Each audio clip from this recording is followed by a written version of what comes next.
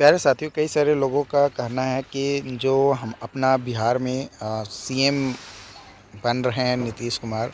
जैसा कि आपको पता है कि पहले 2022 में अ, एन एनडीए से अलग होकर आरजेडी के साथ मिलकर सरकार बनाए, है ना। उसके बाद उन्होंने कई सारे डिसीज़न लिए और उसमें बोले कि मैं अब एनडीए में कभी नहीं जाऊंगा। और अगेन हमें जो है फिर यहाँ पे एक पलटते हुए नज़र आ रहे हैं अपनी बातों से। तो यहाँ पे महागठबंधन सरकार का अंत तय और फिर से जो है एनडीए सरकार में आज जो है शपथ है 4-5 बजे के आसपास। तो अब शपथ जो है यहाँ पे फिर से जो है नीतीश कुमार ही सीएम रहेंगे और 2 डिप्टी सीएम जो है अब यहाँ पे बनेंगे। अब देखना ये है कि अब नए जो है मिनिस्ट्री किसे क्या मिलता है, वो आने वाले 1-2 दिनों में अपडेट आपको मिल जाएगा कि कौन नए मिनिस्टर क्या बनते हैं। तो यहाँ पे इसको लेकर कई सारे लोगों का कहना यह है कि क्या एलआरसी जो वैकेंसीज निकाली है ना, एलआरसी जो वैकेंसीज निकाली है, क्या डीएलआरएस का वेरियस पोस्ट का जो वैकेंसी है, क्या वो आपका अफेक्टेड होगा? तो नहीं, वो अफेक्टेड नहीं होगा। ठीक है, ये चीज़ ध्यान रखिएगा, वो अफेक्टेड नहीं होगा। देखो, मिनिस्टर चेंज होगा उससे कोई ज़्यादा दिक्कत नहीं है, बहाली पे आपका कोई असर नहीं होने वाला। हाँ, 1-2 दिन डिले हो सकता है बट उस पर वही कैंसिल नहीं होगा, जो है वही रहेगा। उसको कंप्लीट करना है तो करना है, क्योंकि गवर्नमेंट को भी वो चीज़ें ज़रूरी है, डिजिटलाइज करना ज़रूरी है डाटा को। तो उसके लिए बहाली पे कोई प्रभाव नहीं पड़ने वाला है ज़्यादा, है ना। और रही बात जॉइनिंग वगैरह की, तो जॉइनिंग वगैरह जो ऐसा उम्मीद किया जा रहा है कि मार्च तक होगा, तो जो कि मुझे नहीं लगता है कि संभव हो। बट अगर संभव होता है तो और अच्छी बात है, आपके लिए हमारे लिए भी। तो यहाँ पे बात किया जाए सत्ता की गणित, अगर आप यहाँ पे देखें तो भाजपा जदयू की संख्या ही बहुमत के लिए काफ़ी है ना। एनडीए के पास जो है 78 और 45 है, जो कि 4 और 1 है, 128 हो जाता है। महागठबंधन में जो है राजद का 79, कांग्रेस का 19, भाकपा का 12, इस तरीके से मतलब यहाँ पे 115 ही पहुँचता है, तो जो कि कम है।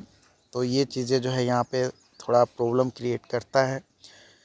तो देखना ये है कि अब इसमें क्या और आगे निर्णय लिया जाता है ना। और बीसीसी बोर्ड की तरफ से एंड एलआरसी डिपार्टमेंट की तरफ से क्या और अपडेट आती हैं, ये भी आने वाले समय में ही पता चलेगा। क्योंकि ज़्यादा एक्सपेक्ट करना भी सही नहीं है ना। क्योंकि एक्सपेक्टेशंस बहुत ज़्यादा ऊपर हाई रखोगे तो टूटना आपको ही पड़ेगा। इसलिए थोड़ा इंतज़ार कर लो, है ना। और ये तो अब तक इतनी बार चेंज हो गया ना, इसीलिए इनको जो है पलटू नाम रखा गया है ना। मतलब अपनी बात पे कायम ही नहीं रहना और जिधर सीएम की कुर्सी मिले उधर दौड़ पड़ना, है ना। यही इनका काम बच गया है। 2014 से अब तक मतलब 2024 तक लगभग 6 बार जो है सीएम ये होंगे। तो ये एक बड़ी दुख की बात है। और प्लस ये बस इधर से उधर चेंज होते रहते हैं, विकास के नाम पे अब जीरो बट्टा सन्नाटा हो रहा है। बस हमें भाई सीएम की कुर्सी चाहिए और कुछ नहीं। बाकी जो भी देखते हैं क्या एलआरसी पे इफ़ेक्ट पड़ता है आने वाले समय में, बट मुझे नहीं लगता है कि कोई इफ़ेक्ट पड़ेगा, है ना। क्योंकि डॉक्यूमेंट वेरिफिकेशन ऑलरेडी हो गया है ना। मेरिट लिस्ट भी लगभग बन रहा है।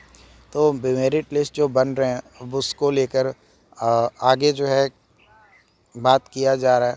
तो मेरिट लिस्ट हो सकता है कि आपको जारी किया जाए, तो उससे मेरिट लिस्ट से उस पर कोई इफ़ेक्ट नहीं पड़ने वाला है। हाँ, अगर एग्ज़ाम नहीं हुए रहता, है ना, तो थोड़ा इफ़ेक्ट पड़ता।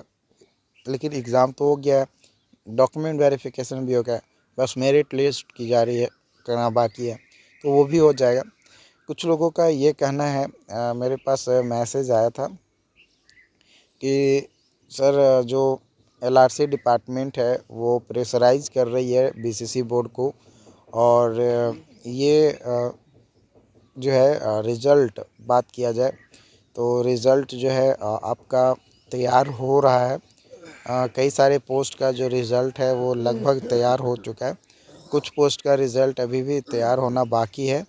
तो जैसे ही पूरा तैयार हो जाता है आपका पब्लिश कर दिया जाएगा। तो ये तो हर कोई जान रहा है, लेकिन जो मुझे बताया गया है वो बताया गया है कि विदिन 1 वीक आपका जो मेरिट लिस्ट है वो जारी किया जाएगा, ये मुझे बताया गया। अब इसकी पुष्टि मैं नहीं करता, बाकी इससे रिलेटेड जो भी अपडेट्स आएंगे मेरे पास वो ज़रूर बताऊंगा।